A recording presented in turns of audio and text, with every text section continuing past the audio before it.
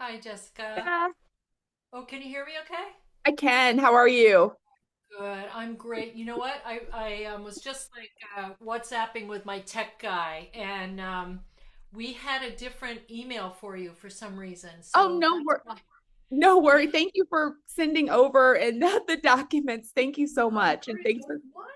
Yeah, I was wondering why it I didn't was go like through. So I'm like, I what? probably was typing too fast when I was No, registering. no. So anyway, that's why you didn't get the update. Hi, Thank Gabrielle. you. Hey, good morning, afternoon, wherever you are. Good I'm morning. outside of Boston. How about you? I'm in San Antonio. Oh wow, nice. Awesome.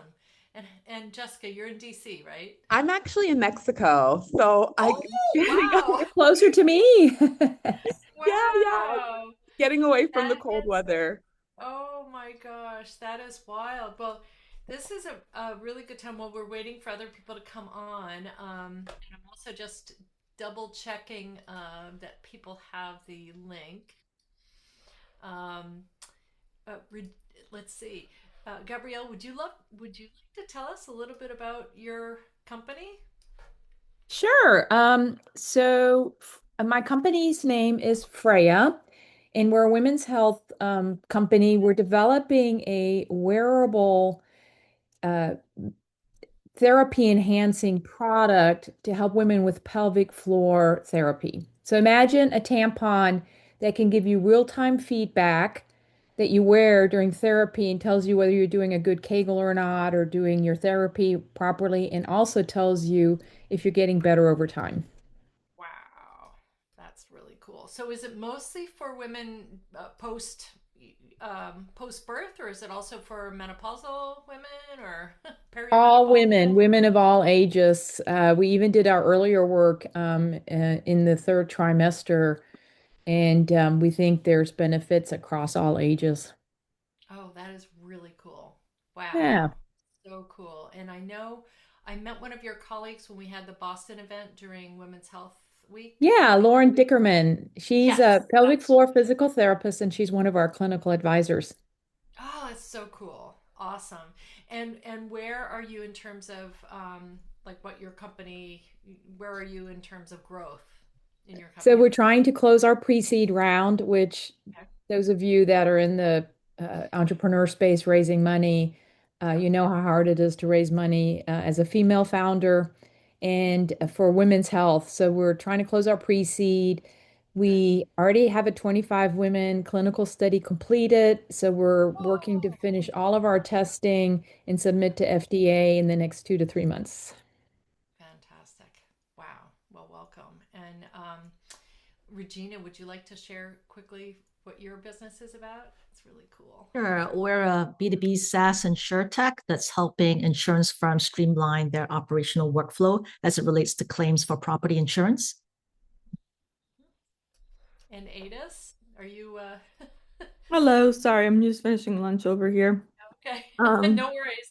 This is a lunchtime session, so yeah. Um, Also, wanted to just remind you all, did you all get the second worksheet? Regina, you got it? Okay. yep. Yes. Adis, you got it? I'm not sure I did. Was it embedded in your email or link? Yes. Yeah. I think, Okay. Gabrielle, I think I approved you. Well, you No, approved the Regina. first one. If it's part of the first one, I have the whole thing downloaded. Nope, it's the second one. Hmm. So go Okay. ahead. And Adis, you might need to do that as well, unless you already have it. I have the worksheet. Great. Okay. Yep. Thank you. Okay, so Um, Adis, go ahead and introduce while Gabrielle is downloading the worksheet, and that way we'll yeah, all be no on the same problem. page.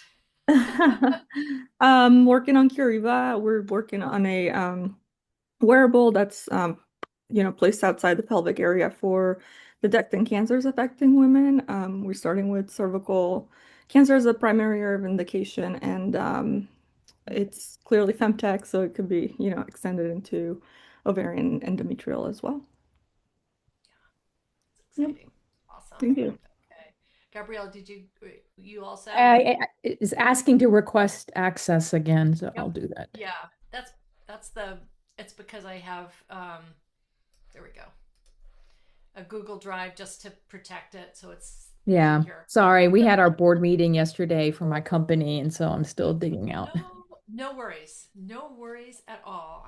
I'm delighted that you're all here, and we will dig right in. So I'm just going to do a very, very quick recap of yesterday. Did anybody have any big takeaways from yesterday? Anything that was like you know, something that really was an aha moment for any of you? Well, I think my takeaway was, I think the phrase you said, that your body will tell the truth, but your brain may try to trick you, or may come along for the ride a little later. But I think that is so true. I don't know whether that's a revelation per se, but I think it was good to bring it to the forefront. Right. Yes. Again, like many of the things that I'm going to share here, you may have heard before, but where you are in your company, you are a different company than you were even a month ago. So some of these things resonate in different ways at different times, and hopefully, this will be something that will help create some ease and clarity into your business. So the core truth, the strategy myth that I talked about yesterday was that you can have all the strategies in the world, but if you're not ready to receive at the next level of your growth, then you may inadvertently push things away. So we're really focusing here. My work really focuses on this concept of not needing to hustle more, but to really regulate yourself, learn to regulate yourself more, so that you can be more relaxed and more focused and more, someone used the word in flow last week. So, and finally, every time you calibrate, you're able to calibrate yourself to a new level of safety, then you can open the door to this next level of growth. And, for some people, this comes naturally, and for others, that we hold ourselves back. So, today, we're going to really focus on that recalibrating that I'm talking about. And so I'm going to help you. I'll go through a series of little exercises that are pretty quick to help you really see things that you may not have noticed. And I'm going to give you a quick, short training on differentiating. And I know Edith knows all about this, but between your conscious and unconscious intentions. Okay. And then, because this is really the secret sauce for you to begin to be more consistent in identifying and reframing these patterns that may be keeping you from expansion. Okay? So, Gabrielle, let me get you. Did that still not work? Yeah, I don't know why it didn't work. I'm sorry. No worries. I just get a nice little ping on my Slack. Yeah. Okay.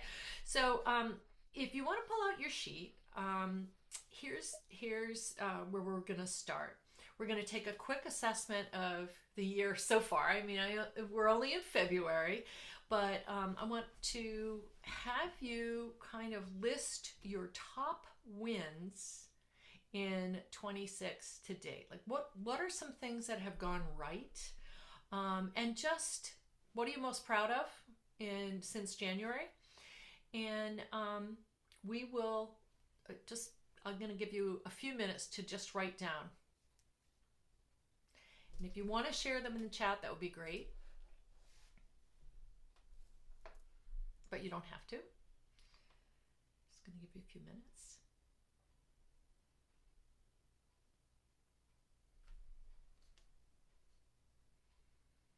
And this can be personal, business, number of contracts, clients, exercise. What are your top wins so far?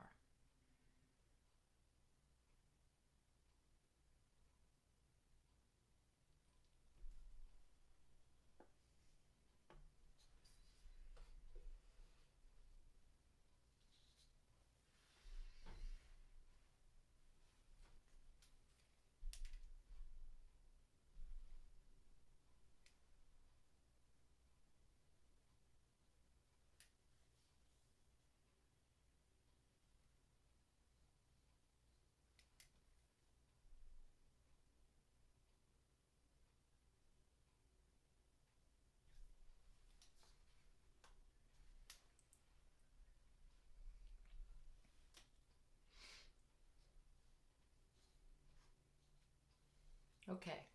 Anyone want to share a couple? What was the first thing that came to your mind? I mean, I can go. It was, continue to advance our product development, towards FDA submission. And then another one that kind of came unsurprised, like surprise to me, is I've been helping this local accelerator with different programs, including a CEO roundtable. And they were like, well, you already helped so much. Why don't you become our entrepreneur in residence? And so I was very Oh, honored and excited to take on that role. oh, that's fantastic. And are they paying you like a stipend or something? Yeah, it's a small stipend. It's not much, but it helps when I'm deferring my salary at my day job. Yeah, yeah, yeah, exactly. Yeah, anything that's great. Good for you. Yep. Okay. And anyone else want to add a couple things that you wrote down? Share. Jessica says, adding a team member who's helping me scale. Awesome. Regina? I have in one of my customer segments the largest potential customer we could possibly get show interest in our product after testing it. So it's still not a closed deal, but it would be a huge revenue infusion for us and a feather in the cap if we can lend this account. But I'm glad we got this far at least. Awesome. How about you, Adis? Sorry, I'm chewing a little bit of a raspberry cake thingy. Almost done. Go for it. Um, I think for me, it's been I landed an angel investor who doubled down on his initial check, which was surprising and really nice. Excuse me. Okay, And yeah, then that's a good example. currently have another 3 to 5 soft commitments for various smaller checks, but still kind of taking advantage of that momentum. And so when you got, so each of you, I'm going to just have you answer this question. Gabrielle, we'll start with you. So when you got that result, when you were invited to be part of the accelerator, uh, what, how did that come to be? Like, was that part of your intention to do that, or like it just came to be? Yeah. I mean, it's part of, if you remember yesterday, one of the things that I'm passionate about is building my ecosystem. And so I've been helping a number of organizations and have kind of run a CEO roundtable for 3 years at this accelerator incubator. And we decided to set up a second one. And it just came about that they said, you've been helping us so much, like as a volunteer, why don't we make it official? It's a win-win for both of us. And it's ironic because I was at the Texas Medical Center 2 months ago as part of another accelerator I'm part of, and they have an entrepreneur in residence. And I met that person. I was like, I know more than this person. I should be an entrepreneur in residence. So, it kind Such of fast forward. It's nice to be recognized, for your contributions and not just do it because it makes, it satisfies your passion. So, yeah, excited. love that. Okay, awesome. And Adis, in terms of the angel, sorry, are you still chewing? I'm good now. Still chewing. Okay. When that angel kind of double back, tell me about how you like. How did that happen? So I had like a mid-range, sorry, a top end goal of 25K. And so, pretty much he said, hey, I can commit 10. And then he followed up with me and said, how did it go? Did you get the cap, like the additional 15? And I said, I got another 5, but I needed the rest of the 10. And then so he followed through saying he'll put it in. Um, so yeah, and he's been someone that has known me professionally for a while now from my alumni network. So yeah, it was a nice surprise. And The reason I like these specific examples is because sometimes that you set an intention of something, but you're more relaxed about how it comes about, even though you really want mm, something badly. And so when you're in a relaxed and receiving state of mind, things actually happen. And I love those two examples because that is precisely what happened. And Ada's, I know you and I had conversations prior to that, and you weren't sure. You're trying a lot of different things, and this just unfolded. So now I'm going to jump to the next question, and it's, I think, C on your sheet.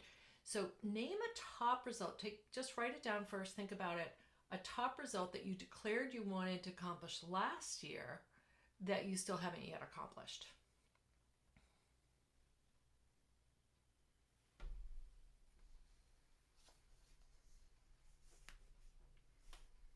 And you can say it out loud too if you feel comfortable. You don't have to though. Raise money to close our pre-seed round of 1 million. Okay. All right. Anyone else? It doesn't have to be financial. It can be other. Regina? Well, it's a little early in the year, but I do want to get more paid customers. Last year. Yeah. Okay. Jessica? So we're launching an affiliate program for the children's animation or the children's content company. And we are doing outreach now, but we still haven't received or gotten the sales yet because we're in the early stages of the affiliate partnerships. And so getting those sales is really important, and that hasn't been accomplished yet. So working on it. And so in each of these cases, if it's something that hasn't happened yet, if there was a deadline, then you were looking for something to happen, but it didn't happen. What was your kind of state of being at that point when a deadline was missed or something like that? I think it's disappointment when I don't meet the deadlines I set for myself. I get really disappointed with myself and I start asking what's stopping me from doing this. Is it a money thing? Is it a scarcity mindset thing? What is the holdup here? Yep. Okay. Anyone else have anything to add to that? Well, I get really tense and I'm like, okay, well, I'm not doing enough to generate that revenue, right? So then I'm like, okay, look at my prospect list and let me try and like reach out to them another time and this, that, and the other. So I find myself doing a lot of busy work, and I did take a pause on that and trying to kind of think maybe if it's not working the way I'm doing it, might be another approach that might be suitable to think through. So I've actually taken a pause and doing sort of outbound outreach to kind of regroup on my strategy. Okay, great. For me, maybe I don't mind me sharing this real quick. I have this mixed feelings because I know I'm working super hard to raise our fund, our financing, but I also see the statistics of 2% of VC funding goes to female founders and all the other stuff. And so I know I have to work maybe 50 times harder than a male founder probably. And so I'm trying not to take it personal, and it also makes me mad that it's so unfair and unjust. So it's kind of mixed feelings, right? I'm trying not to take it too personal because I know I'm working very hard at it, but how could I be more effective? You know, but some things like systems and I don't say the way investors look at some of these founders and technologies, I can't change their mind. Right. Yeah. I think you've been there, Rebecca, so you know what I'm talking about. Oh yeah. Yes, I think we've all been there. So that's just it though. I mean, the point is here that when you're not receiving the results that you want, you can consciously, and this is what we're going to be learning, you can consciously notice where your mind goes into, it's not fair. I got to work harder.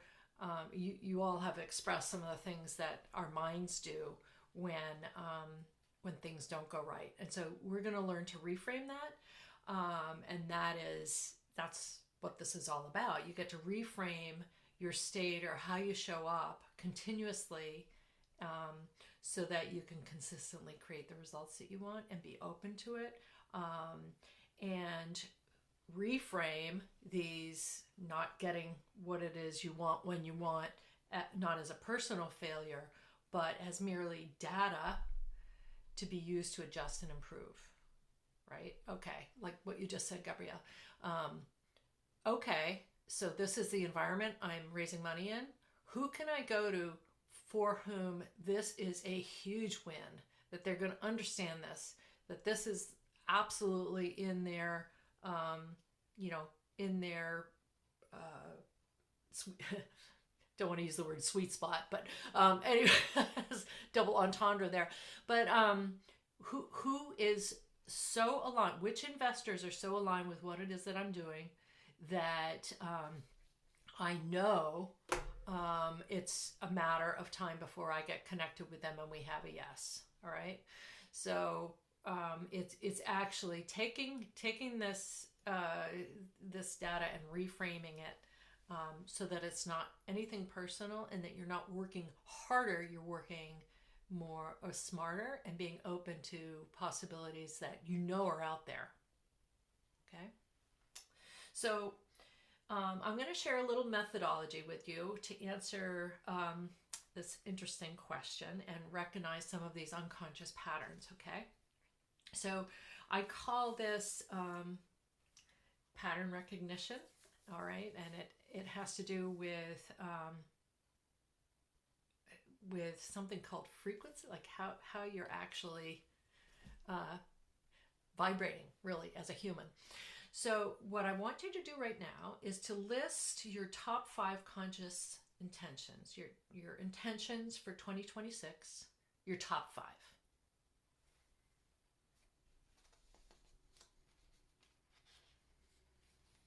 And it can be a mix of work and life, personal. And this is something that I recommend you do every quarter because it changes. And sometimes we're working towards something that was a top intention that was last year. So what's your top intention this year?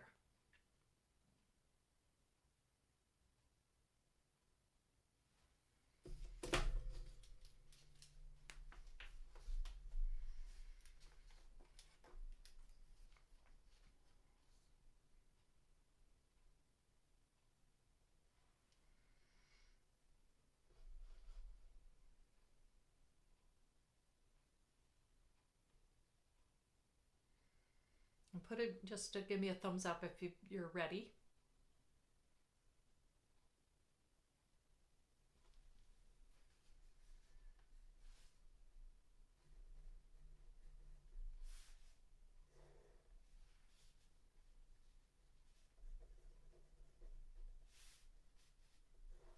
Jessica, you ready to share a couple? Sure. So execution of systems consistently, so consistently tweaking my systems and evaluating them, and not just building a system once and thinking, okay, it's going to be on autopilot, but consistently like sitting there and doing the, like, not just the ideation, but the tweaking the system and putting the puzzle pieces where they're supposed to go is so important. But I think consistency is just the word that I keep coming back to. Yeah, so standard operating procedures for everything, like automations, Absolutely. like that. Okay, yes, huge. Okay, and any other priorities? So health and Intentions? wellness is something that like is always at the top of my list, and that also requires systems. And so consistently checking in with like my daily practices and making sure that I'm moving and hydrating, and so that the engine behind the systems can work and I'm the engine. Love it. Anything else? I think that's all. The other ones are a bit less Personal. Okay. yeah. Okay. Anyone else? Regina or Gabrielle? I mean, I can share mine real briefly, but I Yeah. think it's along the lines of just to keep our startup moving forward. It's always overwhelming with everything that you have to go through to get a FDA clearance and then worry about reimbursement. So just keeping that going. And then, like Jessica is kind of making sure I'm taking care of myself, and balance kind of work and my volunteer activities. And also, I'm, a stage of my life where I want to make sure I can enjoy time with my kids, their adults and family, and take time out to do those things. Mm, wonderful. Regina, how about you? I wrote down all work-related stuff. Wanted to get my first insurance carrier to pilot or hopefully even sign on as a customer. Same goes for a third-party administrator. These are the two new customer segments I'm trying to test for this year. Figure out a pricing framework that works because we've been doing a lot of pricing testing, and then close our pre-seed round and then prepare for our seed round. Nice. Very specific. Any personal ones? I have a hope. I will say I call it a hope for now. I want to try to play some pickleball. And the pickleball community is mostly retirees, so they play during business hours, which really is quite inconvenient. So it really requires me to have a team in place to actually do this during business hours. I do find myself getting very rejuvenated when I do go, and I'd love to go. So if I can make that happen, that would be fantastic. Love So, it. but it's I'm not raising enough to make that happen. So I just say that's why that's a hope. How about you, Adis? Top two. I put down being obsessed with the product, but practical in the approach to piloting it. And also intentionally saying no to the things that are not high value and high reward. I need to do that more often. And for my personal one, actually kind of discovered this one last night at yoga. I have a bucket list item to do a female founders retreat, and so I'm just going to say that's going to be my birthday fund thing to ask my family and friends for. Nice. Love it. Cool. All right. Excellent. Now we're going to do the next exercise is now list your top 5 unconscious intentions in your work, in your life.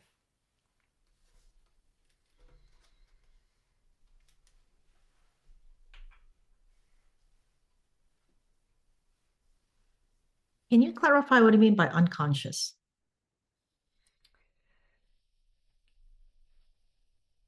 I will. The things that It's over here. I'm like, I don't know what to put here. the things you're not quite as aware of.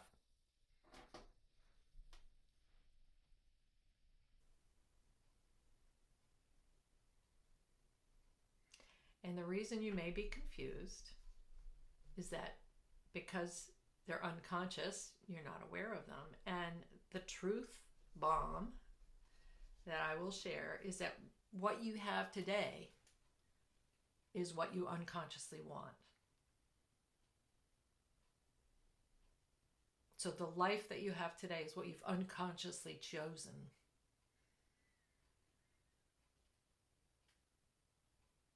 And I think about that all the time when I'm, wait, there's something else. Okay. There are so many things. When we think of prosperity, wealth, abundance, well-being, there's so many things that you each have built, you've kind of created, that you are accustomed to and that you don't even notice because you already have them. Like a decent house, or a partner, or where you have come in your career. So there's another word for this, and it is your comfort zone. Where you are today is pretty much your comfort zone. And so as a founder, you are pushing, in a way, you're creating a new boundary, right? You're stepping out of that comfort zone to create something new. And you've just intentionally, consciously listed your intentions for the year. Okay? So here's the thing. This is a repeat from yesterday, but remember when I said wanting more doesn't mean you're open to receiving it. All right. So my big challenge to each of you is all those intentions, are you actively ready for those to happen? Like, are you sure they're going to happen? And have you ever had something in your life where you're like, oh yeah, that's going to happen? Like last year, my husband and I decided we were going on a trip to Australia because our daughter was there. And it was like, we're going to do it. Like, we're just going to figure it out. Right? And so really that's what you're doing with your company. And when I get to the point where you're as certain about what you're doing and your ability to figure it out, and you're moving into this intention that you've created. So many people desire more clients, more money, more opportunities, but they're not actually ready to accept it. They're actually primed to reject it. And so when you say something like, oh, I look at the 2% of women that get funded and it makes me discouraged, I'm going to challenge you and say, you know what? That's a bogus number, because that number is based on venture capital and venture capital valuations and AI companies that are nothing like my company.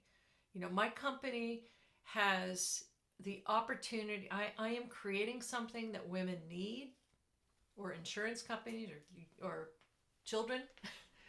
And this is my vision. And I'm going to find the partners and the investors that are going to help me get there. And I'm not going to listen to these stupid statistics, because they're completely, not only are they discouraging, but they're not actually relevant to me. Because I'm going to tell you right now, the venture capitalists that are part of that number, most of the funding is like DE rounds, and they're investing in companies that they've already invested in the A, B, and C rounds. So they're a sure bet, or they're investing in, part of their thesis is they're only going to invest in founders that are on their third company. Well, you're first-time founders, right? So that's not your audience. You want different kind of investors, all right? And probably for those of you who have, maybe not you, Regina, because you have a different kind of a business, but if it does have kind of a social impact, or it's for women, you want to focus on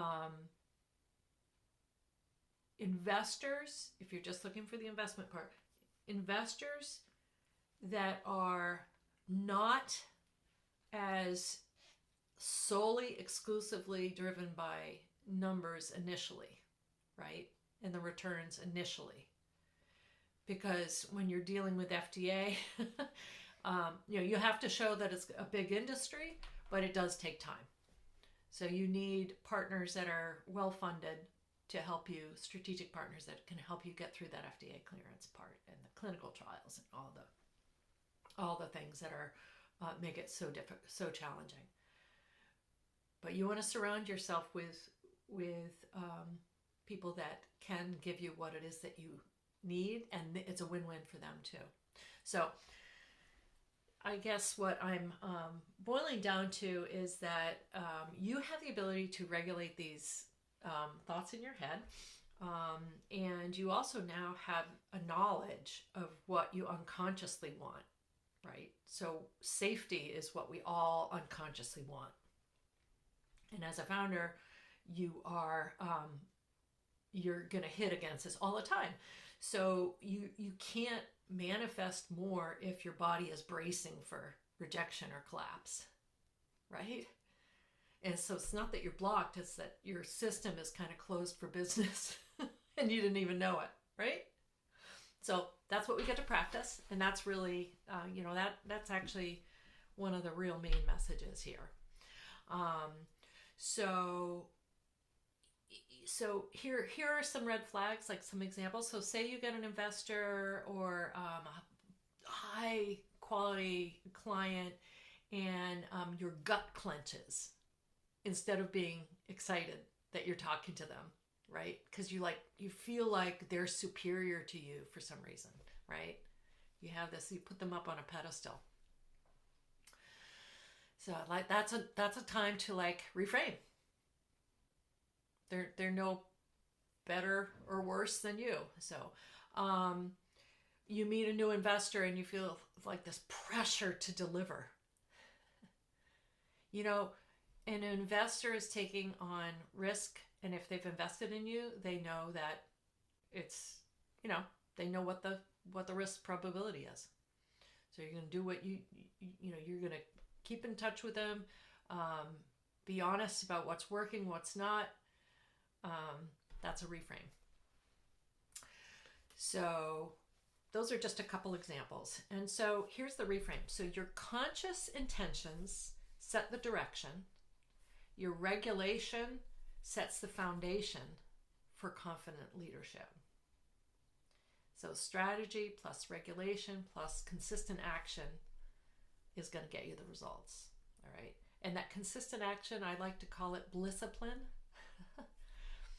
Ada's has heard me use that term. If there's certain things that you just need to get done, if you turn it around to like, wow, I get to do this.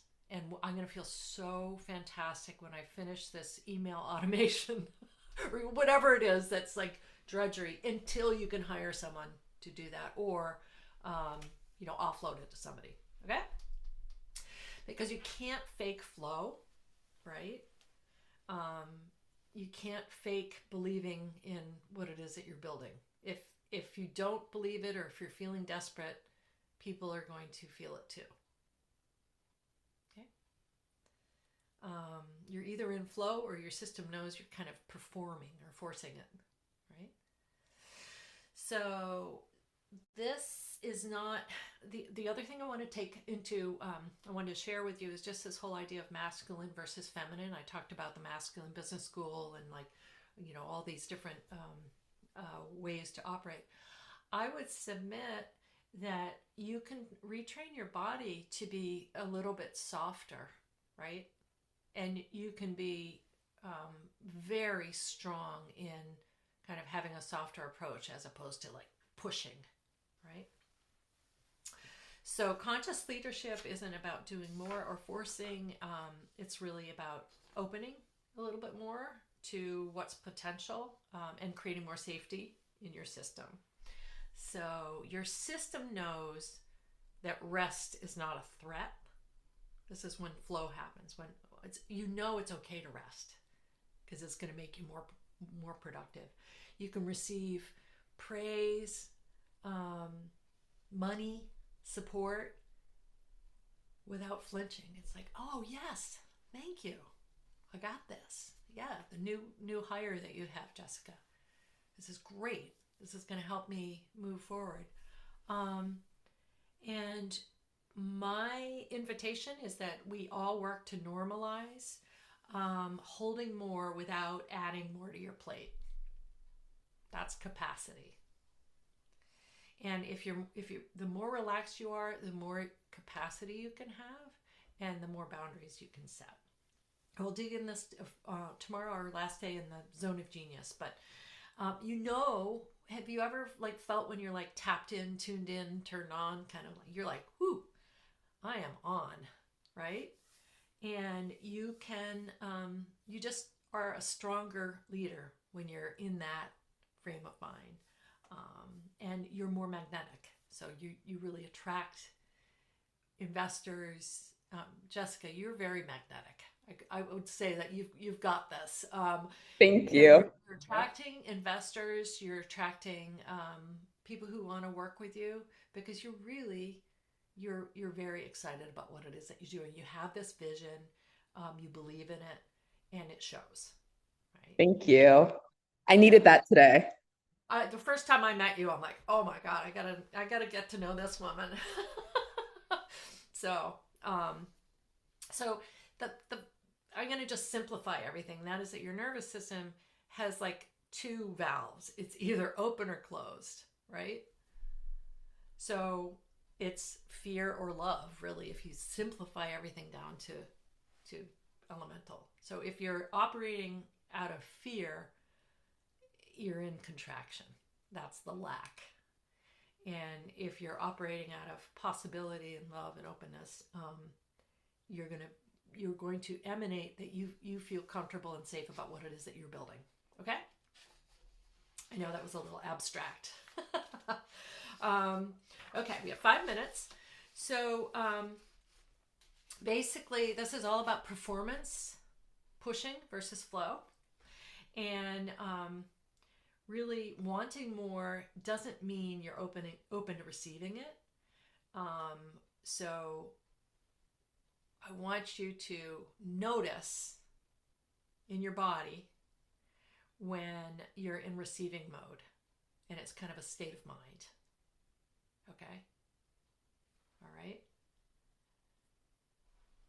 So you can retrain your body to hold more without like flipping into like fight or push. Okay? So here's an exercise in order to do this in your, in your normal day. And this is on your sheet. It's exercise number 3. I call it capacity calibration. You can do this on your own because I know we're getting short on time. But basically, it's similar to what we did yesterday. Ground yourself. If you're noticing your body in lack, clenching, contracting, visualize a big win. What's that big win you want?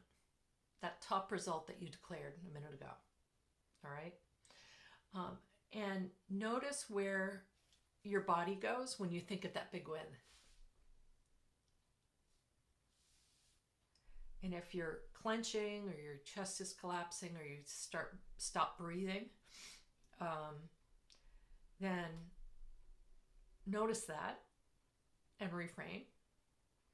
And then ask yourself this question.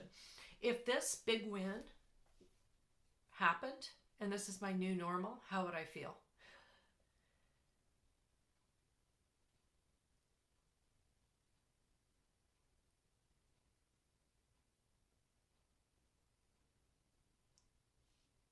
And so the objective here is to repattern and rewire around certainty, not survival.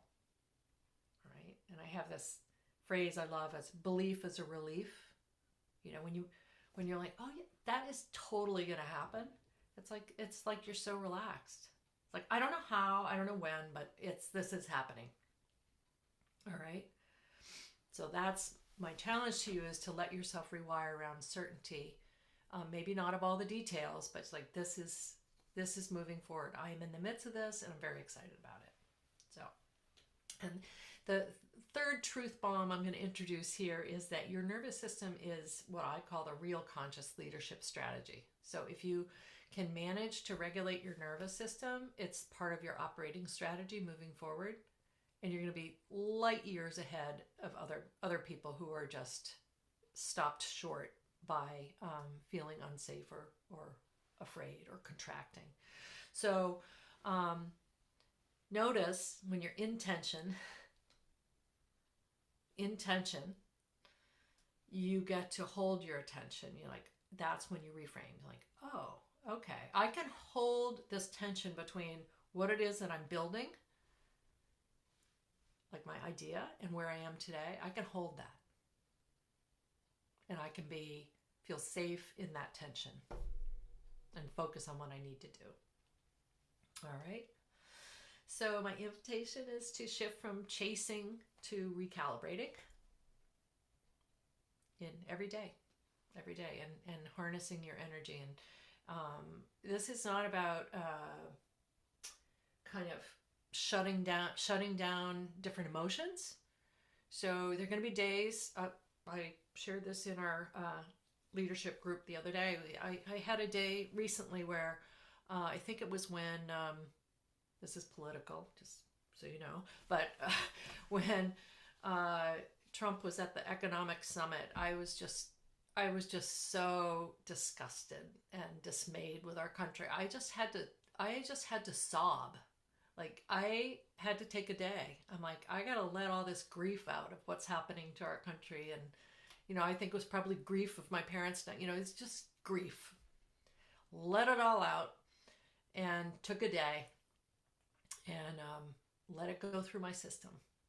Anger, let these emotions go through your system, acknowledge them, but don't let them, but let them go through and recalibrate. And the faster you can recalibrate from some of these, emotions and fears, and pulling yourself back to safety, you're going to be a much stronger leader. Okay? So the questions for tonight are really just to think about this. All right? Like, where does this show up in your business, in your relationships? How do you behave when you're turned down for a grant or contract or an investment? Do you like rail against it, or you're like, okay, data, moving on? Can you stay open when you have these disappointments? And then, are you performing? Are you really are you forcing things? So this is really all about pattern recognition. And the last exercise here, you can just do on your own. It's basically, just what sensations do I notice when I imagine holding more investor money? Like, when I get this what if somebody offered me $2 million, right? Would you be able to hold that? If you got that big client, the insurance client, would you be able to hold that, Regina? And would you be excited, or would you be like terrified? Okay, so think about that. And so, where do you still equate receiving good stuff with pressure, proving, or performance? And so, if you were a conscious leader and in flow more often, would more become available? Would you open yourself up to more? So those are some of the things I'd love for you to reflect, and please do share them. I have this LinkedIn group which you can share them in. I know you're all busy women, so that is, that's up to you. But if you participate, then we all benefit. And really think about this concept of conscious leadership being about how you show up when your nervous system wants to run. Because this is truly, when you master this, again, you're going to be in a different league. Okay? All right. Was there an invitation to the LinkedIn group? Yes, it's in your it's in the little email worksheet. Oh. In your worksheet, there's a link. Okay. A link to the LinkedIn group. Yes. So this is just, if you could take a few minutes and share some of your thoughts. I want to be mindful of time. I'm 2 minutes over. My apologies for that. But tomorrow, same time. And I will also, if you guys are available, I'm available for another 15 minutes afterwards, so that we don't feel as rushed. And then for all of you, and there's several more that are watching the replay today that couldn't make today, but they're coming tomorrow. I will share about the Conscious Leadership Cohort that's coming up in March and give you a little bit of a tour of that. And then we have a special coaching session next week for all of you who signed up. You're the first 25 to sign up. So a special coaching session Wednesday at noon. Okay? Good. Thanks. Yes. Rebecca, can you repeat the time for the Wednesday coaching session? Yes, at noon. At noon. Okay, great. And Thank that's you. Eastern. Eastern time. Yes, sorry. Yes, I'm sorry. And Adis, you're in Indiana, right? Mhm. Yep. Okay. Awesome. Was that helpful? Thank you so much. Yes. Good. Good. Have Thank a good you. one, And I will everybody. share the replay of day 1 and day 2 if you want to go back to anything. Thank you.